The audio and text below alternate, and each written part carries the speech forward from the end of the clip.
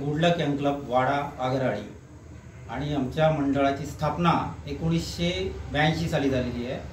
आणि हा मंडळ हा फार जुना मंडळ आहे आणि ह्या मंडळाने विविध विषयांवर आपले गणपतीचे विविध विषय हाताळलेले आहेत। त्याचप्रमाणे यावर्षी सुद्धा आमचा जो संकल्प आहे त्यामध्ये आम्ही केदारनाथ या मंदिराचं संकल्प केलेला आहे आणि त्या ह्याच्यातून आम्ही ही डेकोरेशन म्हणजे आपण म्हणतो सजावट साजरी केलेली आहे।